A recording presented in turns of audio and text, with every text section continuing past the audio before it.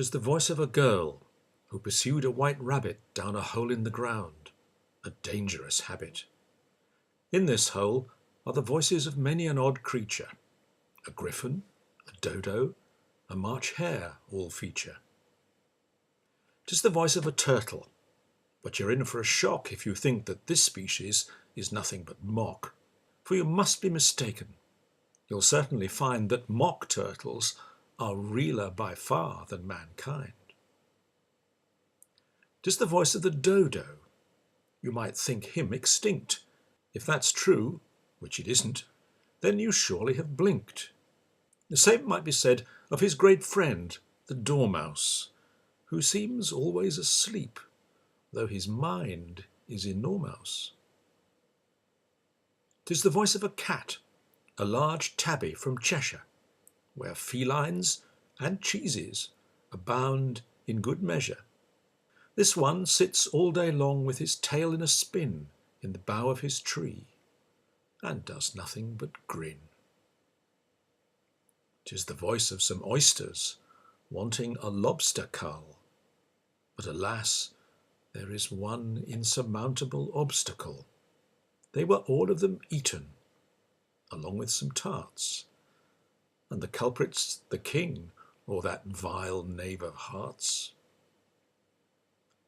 'Tis the voice of a duchess, a person most pleasing, were it not for the fact that she cannot stop sneezing and beating her baby, which does not much matter when everyone else is as mad as a hatter.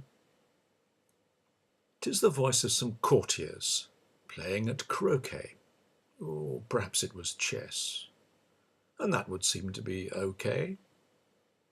But each also appears in a courtroom on trial. At such wheezes and teases one cannot but smile. 'Tis the voice of the Queen, and what is most curious, her face is contorted, crimson and furious. There she is in the book, quite alive and not dead, despite constantly threatening, "Off with his head!" 'Tis the voice of the griffin, spreading confusion, suggesting a dream, or perhaps an illusion, since from dormouse to dodo, in varied apparel, these creatures all spring from the mind of Lewis Carroll. Their voices reflect the delight in his pages felt by children and adults, whatever their ages. So now I can certainly say without malice that we'd all be worse off, minus Carol and Alice.